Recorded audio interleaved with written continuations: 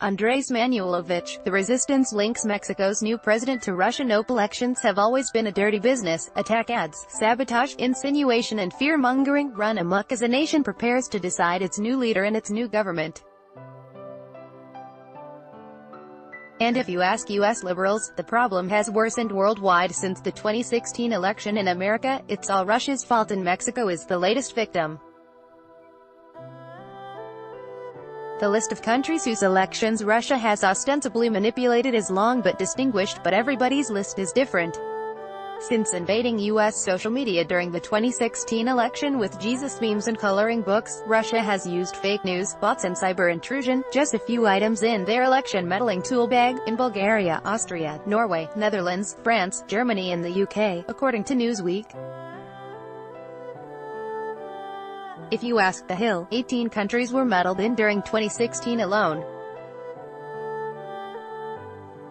Or ask the Alliance for Securing Democracy, ASD, a sort of anti-Russian meddling task force started by former Project for a New American Century neoconservative and Iraq War architect Bill Kristol, alongside a who's who of former senior national security officials, according to The Washington Post.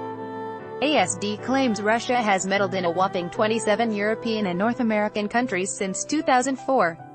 In 2016, that include Montenegro, Italy, Portugal and the U.S.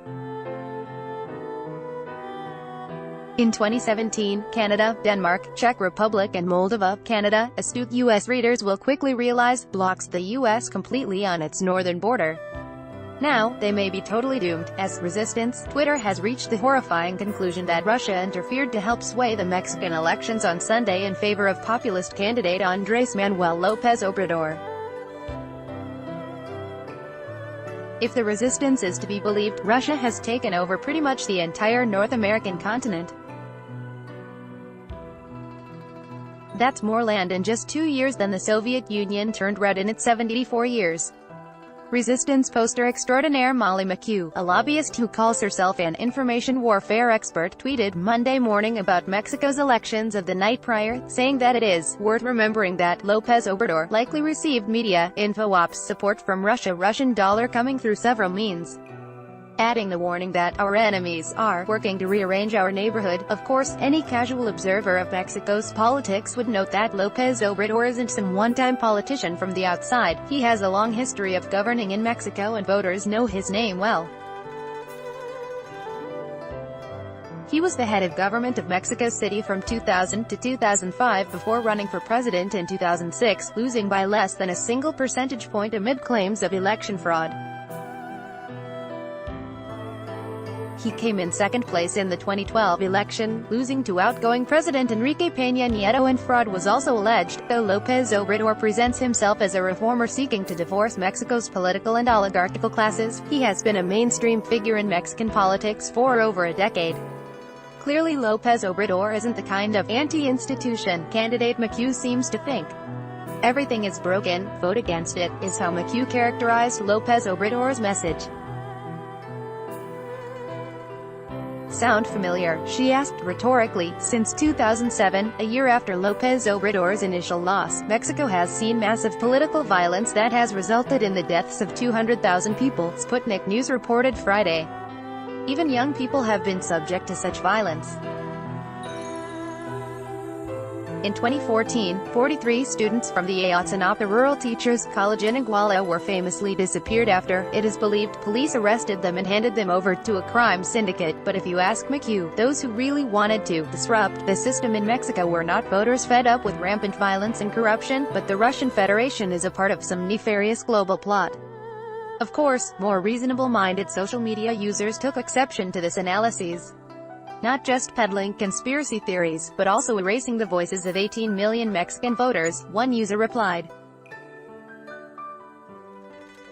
Others accused her of McCarthyism and paranoia, asking her whether she checks for red under your bed when you are running a high fever, watching a James Bond film, and know nothing about Mexico. Another speculated as possible influences on McHugh's ideas. But McHugh is far from the only voice to raise such alarms over Russian interference in Mexico's elections. A number of U.S. officials, two of whom have since been sacked, have done the same. It's an issue mainstream media won't drop, with a number of outlets giving the potential solemn assessments or uneasy op-eds. In December, then National Security Advisor H.R. McMaster warned in a speech at a terrorism conference that there were initial signs of Russian meddling in the Mexican elections. In January, U.S. Senator Ben Cardin, DMD, published a 206-page report on Russian President Vladimir Putin's assault on democracy, blaming Sputnik News and RT for spreading fake news. In February, speaking to the Miami Herald about the report, Cardin said, "We would expect to see Russian interference in Mexico and other countries in the hemisphere, and that Putin would like to have a government in Mexico that is not friendly to the United States." And in February, then Secretary of State Rex Tillerson said in a speech in Mexico City that European counterparts had reported Russian fingerprints on a number of their elections. "My advice would be, pay attention to what's happening," he told a crowd in the country's capital. López Obrador laughed off such claims in January, posting a video to Twitter of himself standing in front of a port, saying that he was waiting to start a tour. "I'm taking advantage of the time," he said.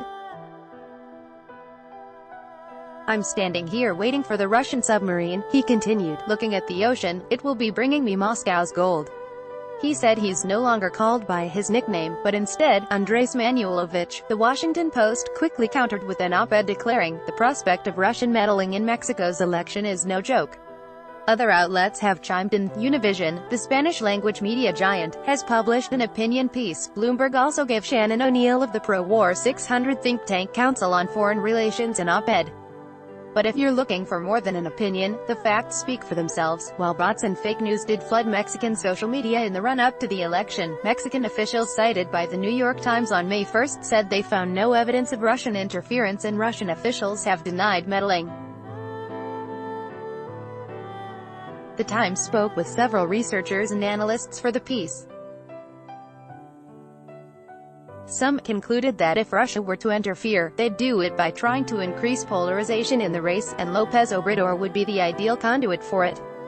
Only one of them claimed Russia had much of a hand in posts about Obrador, and the Times noted that they could not independently verifying his findings, which apparently showed about 63% of foreign-originated posts about López Obrador coming from Russia. For other candidates, only 4% came from Russia, with the United States leading the way in meddling for those candidates. The researcher admitted to being opposed to López Obrador. It should also be noted that the president-elect was also dragged by other opponents during the race over mystical ties to Venezuela and Cuba. Sputnik News reported on Friday. Other digital consultants, the Times noted, found no such evidence of election-related social media activity from Russia. About 20,000 pro-Nieto bots were created in the run-up to the 2012 race, the Times said, citing a Mexican web developer's research.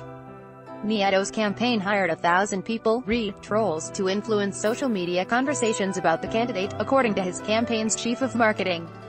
Sometimes, as 2012 demonstrated, this information comes from the internal exploitation of internal division.